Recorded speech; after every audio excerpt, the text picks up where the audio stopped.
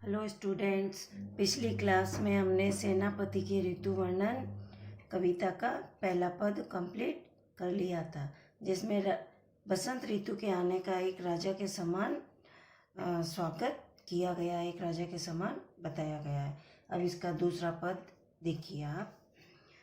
इस दूसरे पद में कवि सेनापति ने श्लेष अलंकार के चमत्कार के द्वारा गर्मी और वर्षा दोनों ऋतुओं का वर्णन किया है। मतलब इन पंक्तियों का अर्थ गर्मी में होने वाले प्रभाव को भी दर्शा दिया और इन्हीं पंक्तियों को वर्षा ऋतु में होने वाले प्रभाव को भी दर्शा दिया इन्हीं पंक्तियों से। यही इनका श्लेष का चमत्कार है। इसका प्रसंग होगा, सेनापति ने इसमें श्लेष के द्वारा गर्मी और वर्षा दोनों ऋतुओं का वर्णन एक साथ किया है। अब देखिए सब, चले देखे छिति अंबर जले है चारी और छोर। यहाँ पे जले का अर्थ होता है जलन। गर्मी का जब वर्णन करेंगे तो जलन और वर्षा का करेंगे तो जल राशि।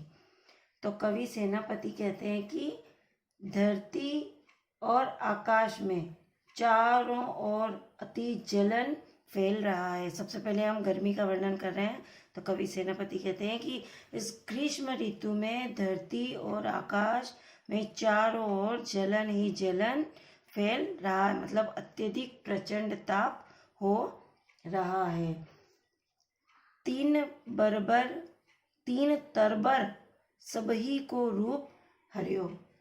इसकी तीव्र गर्मी ने, मतलब सूर्य की तेज गर्मी ने सभी पेड़ पौधों की हरियाली को सुखाकर नष्ट कर दिया है। महाजर लागे ज्योति भादव की होती चले। यहाँ पर महाजर का मतलब होता है अत्यधिक ताप, और एक झड़ी यानी बरसात की जो झड़ी लग जाती है वो, और भादव का मतलब होता है एक जंगल की आग की तरह, और एक भादो का महीना जंगल की आग की तरह अर्थात दावाग्नि। तो देखिए इसका मतलब कि इस ग्रीष्म काल में चारों ओर भयानक ताप फैल रहा है और उस ताप की लपटें दावाग्नि की तरह अत्यधिक तेज बनती जा रही है। जलद पवन तन सेक मानो परियो है। यहाँ पर मानो उत्प्रेक्षा अलंकार है, और जलद का मतलब होता है, एक का मतलब है मेघ और एक का मतलब है तेज गर्म। तो कवि सेनापति कहते हैं कि तेज लू से सभी प्राणियों के शरीर तपाए जा रहे हैं। मतलब सभी प्राणियों के शरीर तेज हवा से सभी प्राणियों के शरीर सिक गए, तप गए हैं, और सूर्य की प्रचंड किरणों से बचने के लिए वो इधर उधर भाग रहे हैं। दारुण तरनी तरे नदी सुख पावे सब। यहाँ पर तरनी का मतलब है एक बार है नाव, और तरनी का दूसरा अर्थ है सूर्य। तो कवि कहते हैं कि सूर्य की प्रचंड किरणों से बचने के लिए लोग नदी के जल का सेवन करना चाहते हैं। मतलब वो इतनी तेज गर्मी है कि इधर उधर भागकर नदी में डुबकी लगाकर उसका आनंद लेना चाह रहे हैं। सिरी घन छा चाही बोई चित धरियो है। सिरी यानी शीतल, तथा पेड़ पौधों की शीतल छाया में रहने की उनकी अभिलाषा करते हैं। मतलब उनका मन पेड़ पौधों की शीतल छाया में जाकर बैठ जाना चाहता है। देखो चतुराई सेनापति कविताई कीजू। सेनापति कहते हैं कि इस प्रकार मेरी कविता की जो ये रचना है और उसकी ये चतुराई और चमत्कार है कि ग्रीष्म ऋतु को भी मैंने वर्षा ऋतु के समान विषम वर्णित कर दिया है। ग्रीष्म विषम वर्षा की सम करियो। मतलब ग्रीष्म ऋतु को भी वर्षा ऋतु के समान वर्णित कर दिया है। सम यहाँ पे रूपक अलंकार आएगा, क्योंकि ग्रीष्म ऋतु को वर्षा ऋतु के रूप में बताया है और वर्षा ऋतु को ही ग्रीष्म ऋतु के रूप में बताया, तो इसलिए यहाँ पर रूपक अलंकार आएगा। इसी तरह से अब हम वर्षा ऋतु के पक्ष में करेंगे। आपको इस पद का 2 बार अर्थ लिखना है। सबसे पहले तो आपको ग्रीष्म ऋतु के पक्ष में कर इसको ग्रीष्म ऋतु के रूप में बताना है, और फिर वो खत्म हो जाए उसके बाद पैराग्राफ चेंज करके वर्षा ऋतु के पक्ष में कर इसका अर्थ लिखना है। मतलब इसका 2 बार अर्थ लिखना पड़ेगा आपको, श्लेष के चमत्कार के कारण।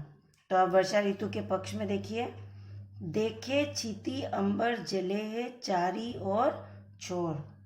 क्षिति यानी धरती।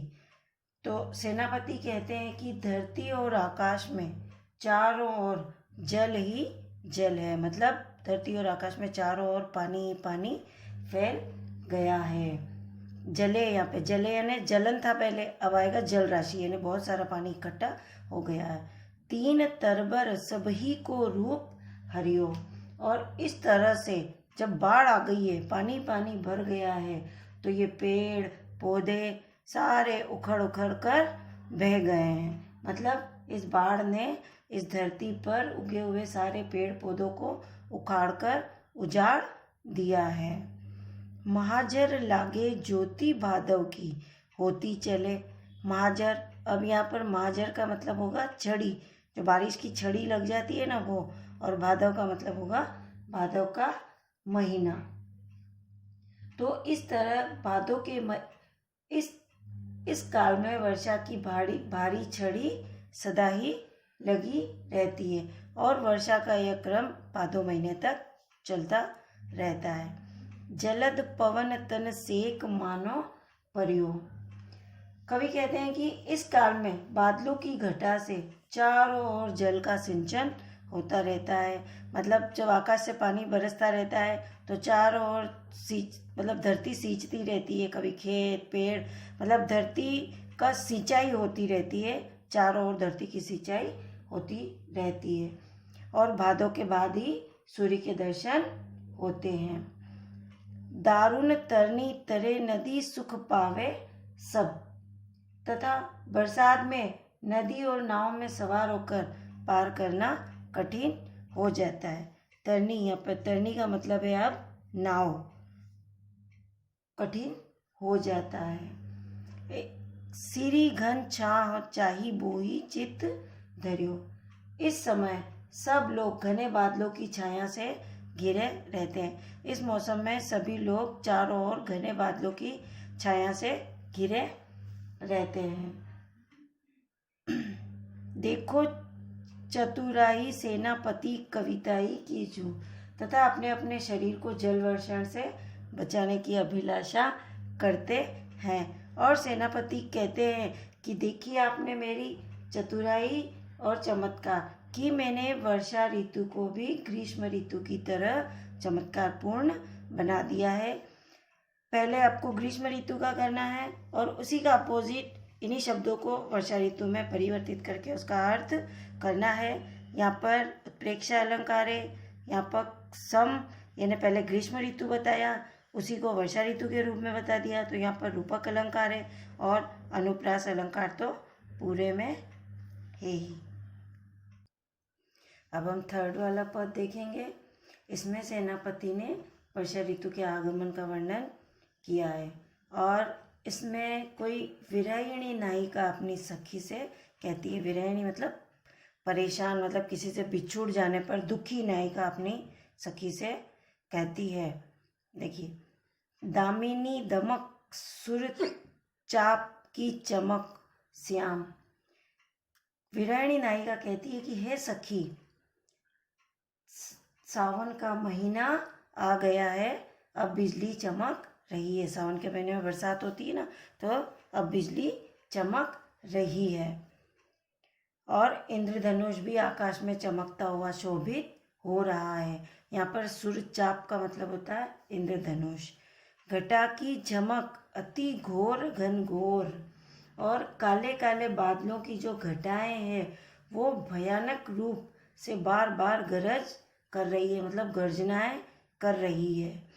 यहाँ पर झमक का मतलब होता है गर्जना, और घोर का मतलब होता है तेज तीव्र, और एक घोर का मतलब होता है काले काले बादलों को घेर कर, तो यहाँ पर यमक अलंकार होगा। कोकिला कलापी कल कूजत है जीत तीत। और सावन का महीना आने पर अब कोयले और मोर इधर उधर सब और मधुर स्वर में अपनी आवाज करने लग गए हैं। सीकर ते शीतल समीर की झकझोर दे। और वर्षा की बूंदों का स्पर्श पाकर हवा के झोंके भी शीतल हो गए हैं। सेनापति आवन कहियो है मन भावन सु। सेनापति कवि कहते हैं कि वो सखी जो है, विरहणी सखी, वो अपनी सखी से दूसरी सखी से कहती है कि ऐसे समय में मुझे मेरे मन को अच्छे लगने वाले प्रियतम अर्थात नायक ने आने के लिए कहा था। लाग्यो तरसावन विरह जुर जोर ते। और मुझे विरह का ज्वर जोर से तड़पा रहा है। कहने का मतलब ये कि उनके मन भावन, उनके प्रियतम आए नहीं हैं सावन में, और उनसे बिछड़ने का जो उनको दुख है वो उन्हें और अत्यधिक तड़पा रहा है इस मौसम में। आयो सखी सावन मदन सरसावन, अर्थात प्रियतम के कारण उसका संताप बढ़ रहा है और वर्षा ऋतु के आने से कामदेव की सरसता मन में बढ़ रही है।